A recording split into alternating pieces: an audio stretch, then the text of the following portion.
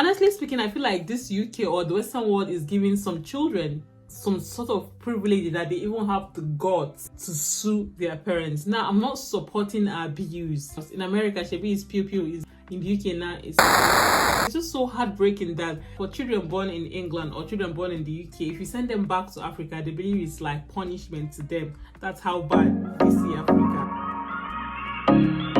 Hi beautiful people, welcome back again to my YouTube channel. If today is your first time here, my name is Stella. On this channel, I talk about my life here in the UK, what is happening around me, and I share information. On this channel, I also do reaction videos. So if this content sounds like what you will be interested in, please do not forget to like, subscribe, and share my videos. Click on that notification bell to get notified whenever I post any new video. And for my returning subscribers, thank you guys for always coming back to watch my videos. Honestly, I really do appreciate. So in today's video, I'll be reacting to a 14-year-old Ghanaian boy that sued his parent for sending him to Africa. For those of you that don't know, I'm a Nigerian based here in the UK. A lot has been happening here in the UK. In fact, I don't know if it's a trend. You know, this thing, like I've been hearing that children these days want to join gang to belong. Especially those children, 12, 13, 14, 15, 16, that wear all of that face masks. Like, it's becoming very scary here in the UK. Anyways, I was talking about the story of this 14-year-old Ghanaian boy that his parents sent him to Africa and why he is suing his parents. Honestly speaking, I feel like this UK or the Western world is giving some children some sort of privilege that they even have the guts to sue their parents. Now, I'm not supporting abuse, but let's just be honest, some of these children are becoming very disrespectful because they know that the system will back them. Every little thing these days, children will be like, I will call the police on you. Can you imagine? You will see parents these days scared of their children. They don't want to shout on them. They don't want to discipline them because they don't want their teenage boys or teenage daughters to call the police on them. 2 days ago, a 16-year-old was to death in this town where I live. This happened in the town where I live in. I used to say this town is a small town, it's quiet, but 2 days ago it happened. Last week, in this same town that I live in. So at this point, I feel like everybody needs to be very careful, whether you live in town, city, or village in the UK. You need to be careful because these days, every little thing you hear, attack. The one that happened 2 days ago in this town where I live in is an Asian guy that's a guy from, is it Sierra Leone or from African country, and it was said that the guy is 16 years. He just entered the country only for him to meet his death facing him in the UK. So if you are in the UK, my dear, you need to be very, very vigilant. So what happened to this 14-year-old Ghanaian boy that sued his parents? This is what it says on this article. Son loses case against parents over move to Africa. It says, a 14-year-old boy has lost a court case he brought against his own parents after they moved him from London to Ghana to go to a boarding school. The boy, described in court as shy, articulated a key cook and a footballer, said his parents had tricked him into going to Africa, saying it was said to visit a sick relative. He said, had he known he was being sent to boarding school, there would have been no way I would have agreed to it. But the High Court in London also had his parents were worried he was being groomed into criminal activity. In a written statement to court, he said, I feel like I am living in hell. I really do not think I deserve this. And I want to come back home, back to England as soon as possible. In his judgment, High Court Judge Mr. Justice said he recognized that this is, in many ways, both a sobering and rather depressing conclusion. He said that he was satisfied that the parents wished for their son to move to Ghana was driven by their deep, obvious, and unconditional love. The boy was at risk of suffering greater harm returning to the UK, he said. He said that the boy's parents believe, and in my judgment, with reason, that their son has a very least peripheral involvement with gang culture and has exhibited an unhealthy interest in. The boy's father told the judge the couple did not want their son to be yet another black teenager to death in the streets of London. The boy, who had lived in the UK since birth, said he was mocked and never settled in at school in Ghana. He said he could barely understand what was going on and would get into fights. The boy wrote that he was so scared and desperate that he emailed the British High Commission in Accra, as well as contacting the Charity Children family across border, who is believed put him in touch with lawyers at the International Family Law Group. In a statement, his mother said sending him to Africa was not a punishment but a measure to protect him. She referred to the mother of Kellyanne, the 14-year-old boy who was to death on a bus in Woolwich in January. That was every parent's worst nightmare, she said.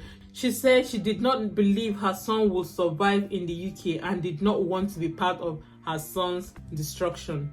There's a lot on this article. He has started joining a gang and the parent became worried, which is just normal thing for every parent, but it's just so heartbreaking that for children born in England or children born in the UK, if you send them back to Africa, they believe it's like punishment to them. That's how bad they see Africa. But in this 14-year-old boy's case, he don't understand that his parents are trying to protect him. A lot is happening, and imagine his parents are saying that he's picking up interest in. So what do you expect will the parents do if not to send him back home where they can control him a bit? Now, I'm not saying that he cannot do all of that back home, but then again, if you're from a well-disciplined African home, you cannot try it. You cannot try it. And if you're watching this video and you're an immigrant, you know what I'm talking about. You cannot go to Nigeria and you want to show us 14 years old. Depending on where you're brought up anyways, back home, they can control it a bit. But here in the UK, children, just imagine him, he's in Ghana and he has the guts to be emailing, sending message up and down, reporting his parent, even keeping in contact with a lawyer, a 14-year-old boy. In fact, sometimes I'm wondering, when I was 14, what do I even know? But here in the UK, at 14, children are beginning to show themselves. Children are beginning to feel like they are already... Children are beginning to feel like they're all grown up. Like I said, this happened here in the town where I live in. They're all between the age of 16, 18, 20. Some 14, 13. Like, I don't understand. So to be honest, it's becoming very scary. And I don't blame any parent that wants to send their children back home. I've seen a couple of parents be like, I'm not coming with my teenage son. I'm not coming with my teenage daughter. All those type of things. You'll be hearing this like that. Because I mean, some persons that came in last 2 years, some of them were supposed to bring their children later on, you know, that kind of a thing. But some of them, when you're having conversation with them, you'll be hearing them, they're changing their mind, all those type of things. But personally, I feel like any child that is being born and brought up in Nigeria, I don't think they'll misbehave when they come to the UK. That's what I feel. That's what I think.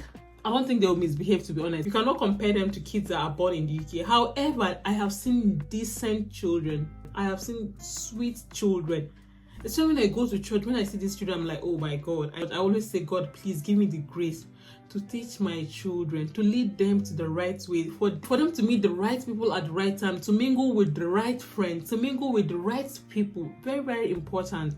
Honestly speaking. So if you're watching this video and you're noticing your child is beginning to misbehave, there's nothing wrong with you sending him back home.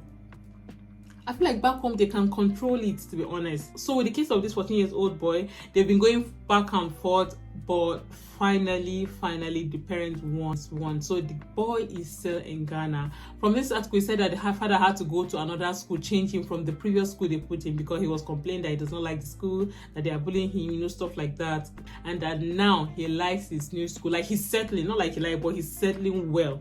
Now, one thing I know is that in the future, that boy will appreciate his parents. For now, he will think it's punishment, but I believe that in the future, he will appreciate his parents for this, because a lot of things are happening. And some children, their parents cannot even control them anymore. Can you imagine a 14-year-old boy challenging his or her parents? It's sad, to be honest. It's sad. But yes, this is the country we are in. Every little thing you hear stories like, oh, social workers are coming, oh, social services are coming to collect your children, oh, you know, things like this. This thing scare parents. So at the end of the day, is the choice of how we want to train our children. But the truth is that sometimes some parents try their best, but then these children want to do what they want to do. That is just the truth. And at the end of the day, it's sad that sometimes they start blaming the parents. Oh, this child don't have home training. This child don't have home training. But the parents have done their best. So if you're watching this video, whether you're in the UK or outside UK, if you're an immigrant, what has been happening in your area lately? Is your area chill? What location are you? Me, I am in West Yorkshire. I live in Huddersfield Town. Like I said, this town used to be very peaceful, but lately, honestly, there have been so many like saga, knife crime, stealing, robbery. I don't understand. It's even changing. I used to like this town very well. I was saying that I'm not going to leave this town. But with what's happening, in fact, I don't even know where I'm going to move to. I'm not moving nowhere for now. But honestly, it's becoming very, very scary. One thing for sure is that I don't like big cities. You see, like Manchester, London, Liverpool, Birmingham. I can go there, visit, stay for some days, but I just don't want to base there. I don't know if you understand. I don't like it, to be honest. I prefer towns. I don't like big cities. But with what I've been seeing lately, whether small town, big city or village, a lot is happening. This crime is something else. In America, shebi is pew pew. In the UK now.